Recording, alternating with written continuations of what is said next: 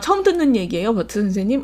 그러니까 우리 젊은 분들은 그러니까 이런 걸 보고 지금 송영길 씨가 나와서 자긴 도덕적이라서 돈이 없다, 그래서 전세 산다, 이런 얘기를 들으면 정말 이 시대를 같이 산 사람들 입장에서는 정말 화가 납니다.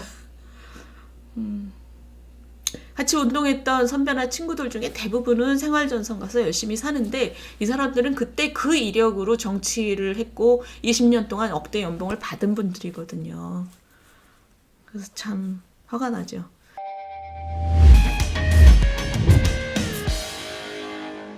지난주에 제가 아까 말씀드렸잖아요. 그 어린 놈, 오늘 그 어린 놈 논쟁에 대해서 제가 메인으로 썸네일을 달아놨는데, 제가 지난주 이 시간에 그랬잖아요. 그 송영길 전 대표가 한동훈 장관한테 어린 놈으로 해서 제가 너무 웃기다 그랬잖아요. 진짜 웃기는 사람이다 그랬잖아요. 그런 얘기는 친구들이랑 맥주집 가서 하는 거지. 몰래 몰래 하는 거지. 무슨 나이 많다고 완장 차는 거를 방송에 나와서 하냐 그랬잖아요. 근데 그 어린 놈 논쟁을 하고 이 송영길 씨가 욕을 많이 먹으니까 이번 주에 라디오 방송에 나가서 변명을 했어요. 그 어린 놈이라는 것이 이 생물학적인 나이를 얘기하는 게 아니었다. 말도 안 되는 거죠. 말도 안 되는 얘기를 했는데, 이게 이제 어린 놈 논쟁의 2라운드로 들어간 거예요. 뭐냐면 이 사람이 걷다 대고 거기 가서 뭐라 그랬냐면, 변명을 한다고 하다가 일을 더 키웠어요. 나는 그냥 나이를 얘기한 게 아니다 라고 얘기를 해놓고 더 기가 막힌 얘기를 했습니다. 그걸 보여드릴게요. 이게 이제 SBS 라디오에 나가서 이 사람이 한 얘기예요. 한동훈이 나보다 10살 어린데 검사를 해서 재산이 43억이고 타워팰리스 산다. 근데 나는 변호사 자격증 가졌지만 돈이 없어서 서울에 아파트 못 얻고 연립주택 5층에서 4억 3천만 원 전세를 살고 있다. 그러면서 한동훈이 뭘 도덕적으로 얼마나 살았는지는 모르겠지만 이게 뭘까요? 너무 어처구니 없는 얘기죠. 그러니까 이 얘기는 뭐냐면, 한동훈 장관이 도덕적으로 안 살았기 때문에 검사 일을 하면서 재산을 이렇게 많이 모아서 타워팰리스에 산다. 근데 나는 도덕적으로 살아서 돈이 없어서 서울에 아파트도 못 얻고 연립주택 5층에서 4억 3천만 원짜리 전세 산다.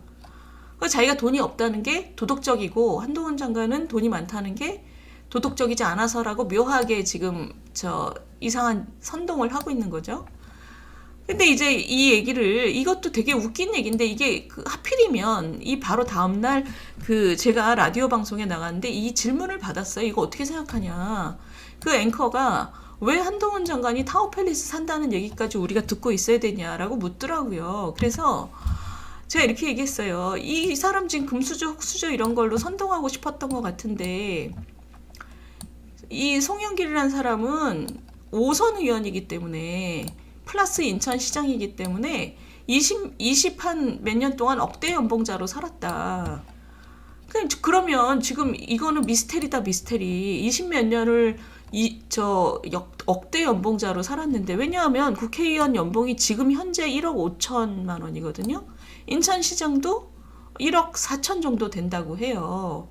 이 사람은 아무리 물가 인상을 우리가 생각해도 이 사람이 지금 30대부터 지금까지 쭉 억대 연봉자로 산 거예요. 그래서 미스테리다. 그렇게 돈을 많이 벌었는데 왜 아직 4억짜리 전세냐. 많이 썼으니까 그렇죠. 그게 미스테리가 뭐가 있겠어요. 돈을 많이 벌었는데 많이 썼으니까 그렇지. 그래서 제가 이 얘기가, 아니 정말 이 사람 기준으로 따지면 한동훈 장관이 50인데 어린 놈이면 30대는 정말 머리에 피도 안 마른 나이인데, 송영길 기준에 따르면 머리에 피도 안 마른 나이부터 룸사롱 가서 여자 끼고 술 먹는 버릇이 있었던 사람 아니냐 지금. 그러니 돈을 못 모은 거지. 이런 식으로 선동을 해봤자 정말 성실하게 살아가면서도 아직 고단하신 분들이 공감을 하겠냐. 지가 돈 많이 벌고 많이 써서 돈 못 모은 거를 라고 얘기를 했습니다. 근데 재밌는 건 뭐냐면 저게 매우 화제가 됐어요. 송영길 씨가 라디오 나가서 저 헛짓을 한 거랑 제가 여기에 나가서 그게 아니다 라고 얘기한 거랑, 근데 굉장히 재밌는 게 뭐냐면 젊은 사람들이 저한테 묻는 거예요. 저 얘기가 도대체 무슨 얘기예요? 그러는 거예요. 그 친문 586이 왜 싫어요? 하는 질문이랑 똑같은 거죠.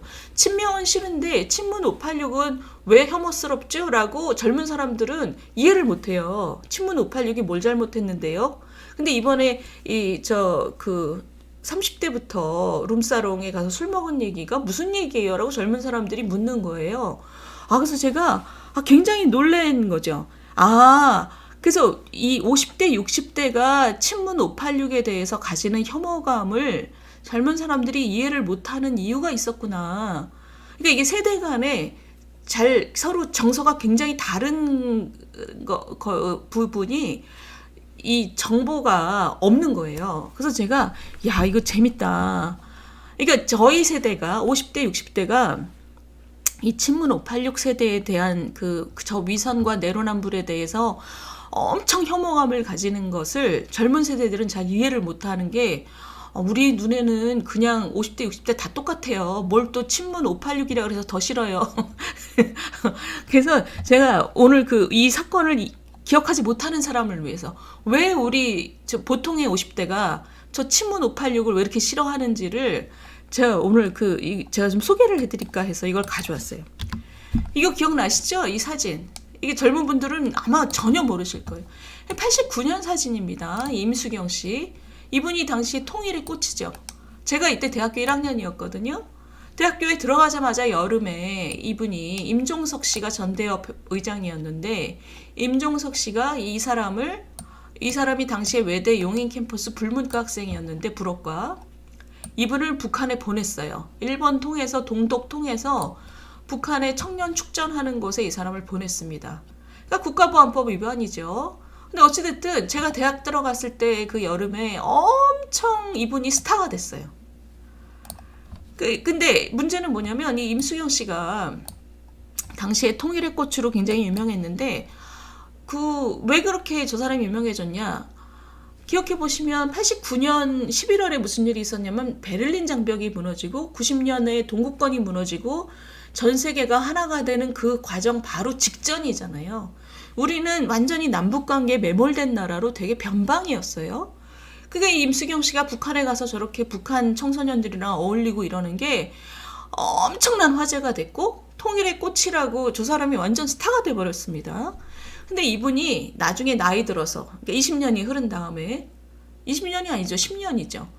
30대 후반에 5.18 전야제를 광주에서 했는데 이 사람이 사회자로 온 거예요. 사회자로 전야제 사회를 보러 들어왔는데 이 사람이 그날 있었던 일을 글을 쓴 게 화제가 됐어요. 그 글이 뭐냐면 인터넷에 이 사람이 딱 밤에 올렸는데 47명이 본 상태에서 다시 글을 삭제를 했습니다. 근데 그 글이 나중에 막 돌아다니니까 임수경 씨가 큰일 났다 싶어서 자기가 이제 586을 흉본 거니까 이 사람이 뭐라 그랬냐면 난 그런 얘기 안 썼다. 내 글은 그거랑 좀 다르다라고 변명을 했어요. 그랬더니 누군가가 원문을 올렸습니다. 원래 올렸던 글을. 그래서 그 글이 지금까지 남아있어요. 그 글의 내용이 재밌는 거예요. 그 글의 내용이 뭐냐면 전야제 행사가 끝난 다음에 일행들이 불러서 어디 새천년 어쩌고 NHK라 그래서 자기는 새천년 민주당 사람들이 NHK하고 인터뷰를 하고 있는 줄 알고 주소를 받아서 갔다는 거예요. 가보니 그게 새천년 NHK 이제 룸사롱이었던 거죠. 그 룸사롱에 가서 송영길 씨가 아가씨와 어깨를 붙잡고 노래를 부르고 있고 김민석 씨는 지금 김민석 국회의원이죠. 양쪽에 아가씨를 앉혀두고 이야기하느라 자기가 온 것도 모르고 있었고 마이크를 잡고 노래하고 있던 송영길 의원은 저를 보고 같이 노래를 부르자고 손짓을 했고 언뜻 보기에 김성호, 장성민, 이종걸, 김태홍, 이상수 이런 의원들이 있더군요. 이게 다 거의 대부분이 이제 초선 의원들이죠. 아가씨가 있건 말건 선배들한테 인사나 가려고 다가가는데 누군가 제 목덜미를 뒤에서 잡아 끌면서 야 이년아 네가 여길 왜 들어와 나가 네가 뭔데 이 자리에 끼려고 그래 미친년 이라고 얘기한 게 누구냐면 지금 우상호 의원입니다. 이 사람 얘기가 이 사람도 이제 한석갈 하는 사람이잖아요. 23살에 북한 갔다 온 사람이니 얼마나 기가 세겠습니까? 그 계산대에서 계산하면서 이제 소리를 지른 거죠. 낮에는 검은 넥타이 메고 망월동 참배하러 온 사람들이 밤에는 아가씨 깨고 술 먹고 잘들 한다 이러면서 이제 야단을 치고 나와서 자기도 분이 안 풀려서 이 우상호 씨 때문에 분이 안 풀린 거죠. 그래서 인터넷에 글을 쓴 거예요. 며칠 있다가. 인터넷에 글을 썼는데 이 부분은 아주 잘 썼습니다. 광주 사람들은 5.18이 되면 먹고 노는 일을 자제합니다. 그런데 다른 일도 아니고 망월동 참배를 위해서 광주에 내려왔다는 사람들이 386을 내세워서 국회의원 당선됐다는 사람들이 광주의 정신을 밟아버렸습니다. 만약 유족들이 5.18 유족이 이 사실을 안다면 그리고 386의 순수성 때문에 그들에게 표를 던진 유권자들이 안다면 그들을 용서할 수 있을까요? 다음날 아침 신문에는 386 당선자들이 망월동 묘역을 참배했다는 기사가 신문마다 났더군요. 밤새 술 퍼먹은 그들은 다음날 아침 5.18 아침에 대통령이 참석한 기념식에 마치 아무 일도 없었다는 듯이 밤새 광주 영령을 진심으로 추모했다는 듯 진지하고 엄숙한 표정을 짓고 있었겠지요. 이 사람이 이때 이 글을 써서 화제가 엄청 됐습니다. 김대중 대통령이 이 386들을 정계에 다 입문시킨 거잖아요. 이 사람들이 이제 초선 당선이 돼서 신이 나서 이제 룸사롱 가서 술판을 아주 질펀하게 벌리는데 임수경 씨가 이걸 가서 그 글을 올리고 이 이후에 근데 이 사람들이 뭐 제대로 사과하고 뭐 이러지도 않았어요. 그냥 슬쩍슬쩍 사과한 사람도 있고 넘어간 사람도 있고 문제는 뭐냐면 이분들이 이 이후에 정치를 하는 과정이 20년 이후에 현재를 보세요. 현재를 보시면 뭐 조국 씨라든가 이 세대 이 그룹들 아닙니까? 그러니까 이게 지금 우리가 586 친문 586을 싫어하는 이유가 바로 이겁니다. 이 당시에 같이 이 사람이 통일의 꽃 이런 운동했던 많은 사람들은 다 생활전선으로 돌아가서 열심히 살고 있어요. 근데 이걸로 지금 이걸 팔아서 정치를 시작한 사람들은 이때부터 싹수가 노랬고 그 이후로 20년 지난 지금 이 내로남불 정치를 만든 거죠. 패거리 정치를. 이래서 우리가 이 50대, 60대들이 이 사람들하고 같이 나이 든 50대, 60대들이 친문 586 세력을 싫어하는 게 바로 이것 때문입니다. 근데 이게 이번 주에 그 송영길 씨가 어린 놈이 이러면서 나는 도덕성이 있어서 돈을 못 모았고 20몇 년을 그 억대 연봉자로 살아온 사람이 자기는 도덕적이라서 돈을 못 모았고 한동훈은 도덕성이 없어서 검사하면서 돈 많이 모았다고 얘기했을 때 이 사람들의 나이 드는 과정을 쭉 같이 본 이 50대로서는 매우 화가 나는 거죠.